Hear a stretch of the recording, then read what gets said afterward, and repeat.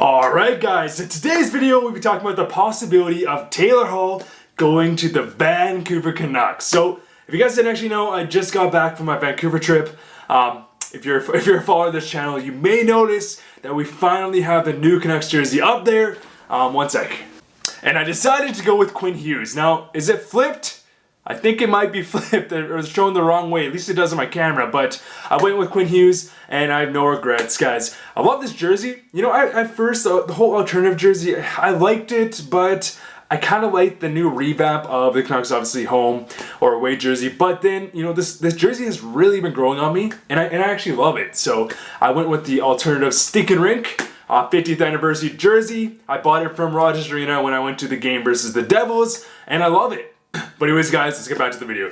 Taylor Hall has been tied to many trade rumors and possible free agency departures since he's in his final year of his deal, and he may or may not want to be a part of a team that is more primed for success, more primed for actual, you know, playoff contention rather than just, you know, year after year of no playoffs. Now, don't get me wrong, the Devils are definitely a very hopeful team, but once again, they have been off to a very inconsistent, shaky start, which may cause Taylor Hall to look towards the light and join a franchise that he's a bit more confident, at least more confident in the success of the future, rather than playing for another team that's just not going to make the playoffs. And because of this, it has been causing many people to speculate about their own teams and the possibility of Taylor Hall potentially considering them in free agency. And recently, as a Canucks fan, I've definitely been seeing a lot of noise surrounding the whole potential of, you know, Vancouver being interested in a guy like Taylor Hall. So let's start this video off. Could the Vancouver Canucks use a guy like Taylor Hall within our lineup?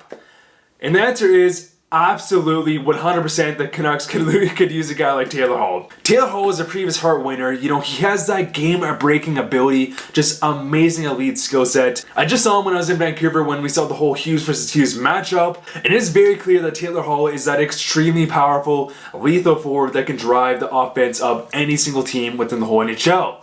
Taylor Hall is a guy that could really slot into any single team, especially a team like the Vancouver Canucks who have that, you know, really good crop of young superstars emerging into this league.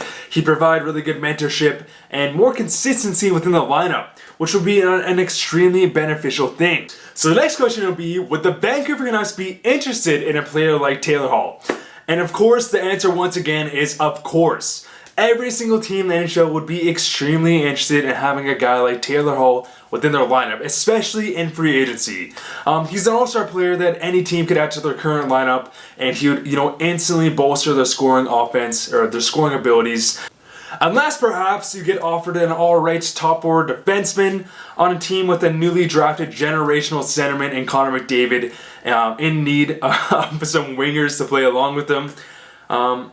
Maybe then you pass up on Taylor Hall. Joking, of course, but when you look at the current Canucks roster, the Canucks are definitely a team that has a very optimistic forward core.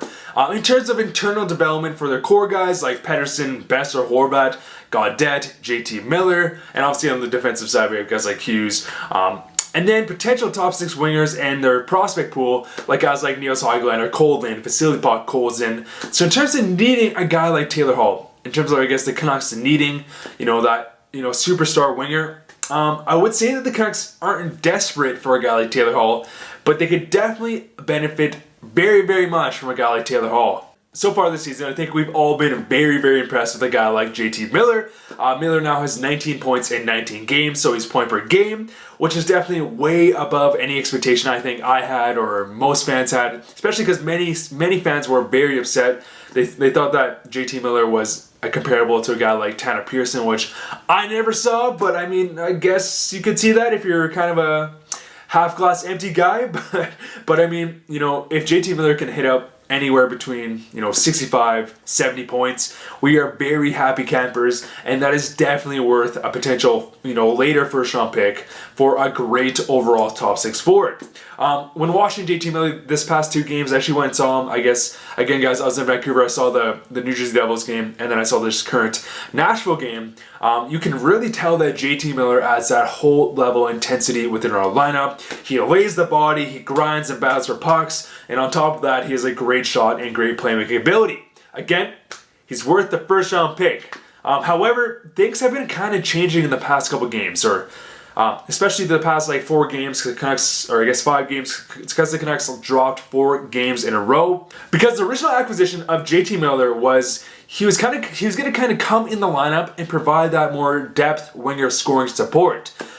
Because last season, of course, we saw most games Travis Green stacking the first line, Pettersson, Besser, and then whoever the best winger was at the time. And even though that really benefited Pettersson and Besser, it definitely left guys like Bo Horvat just kind of in the dust with no offensive capabilities on their wing.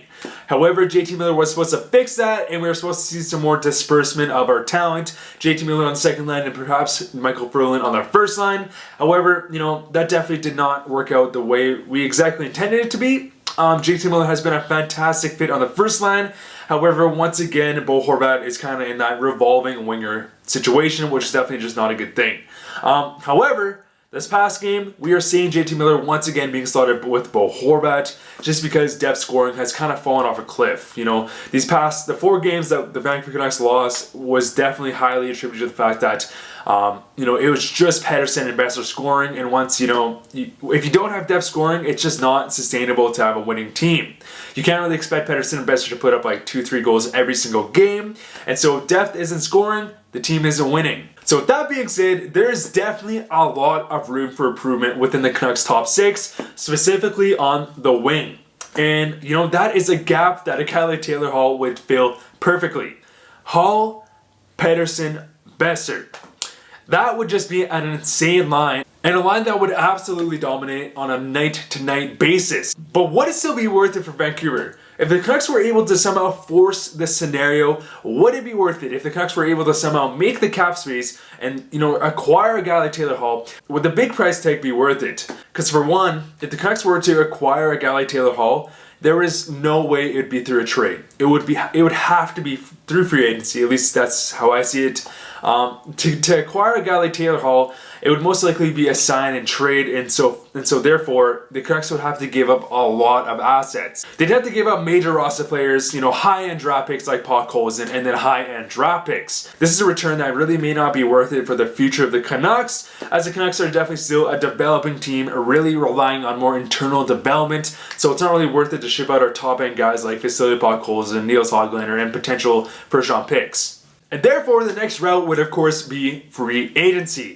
If Taylor Hall is not traded by this deadline, in my opinion, there should be 2 explanations. One, he signs before the trade deadline with the New Jersey Devils, or, he's heading to the UFA market. Because if the Devils don't sign up with the trade deadline, I can't imagine a situation where Hall goes in free agency and evaluates all his options. That would only make sense. And if Taylor Hall does go to free agency, I would have to imagine he would demand a very high price. This past offseason, we of course just saw Artemi Panarin sign a monster $81.5 million deal with the New York Rangers after leaving Columbus to free agency. And with that being said, I'd have to imagine that Taylor Hall would be able to fetch a similar price if he did end up going to free agency. Taylor Hall has had more injury concerns, but he is the same age, and he's put up just as good of numbers as Panarin, if not better numbers, considering that he's been on a way weaker roster. He's been on way weaker rosters. He never had a guy like Patrick Kane to play along with, or even Matt Duchene with last season. So that being said, if Hall went to free agency, you could really imagine that he were able to fetch a return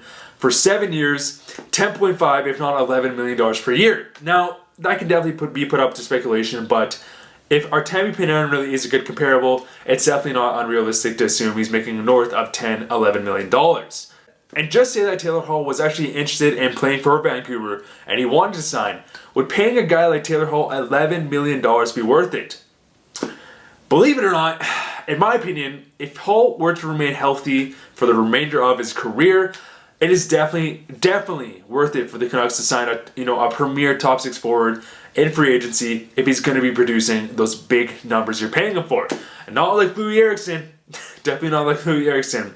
However, a trade is definitely out of the question, but a free agency signing for Taylor Hall would definitely intrigue all 31 GMs. However, the Canucks in their current situation are in no position to sign a guy like Taylor Hall. They currently have insufficient cap space, and with that being said, they still need to sign guys like Hughes, Pettersson, Demko, and even Besser within the near future after his bridge deal ends. So is it still possible? Well, you know what? There's definitely some speculation that the Canucks are working out a deal or trying to do something to get rid of Louis Eriksson in the expansion draft or through trade.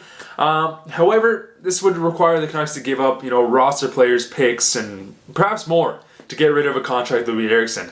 Louis Eriksson is making $6 million for this season and then 2 more seasons after.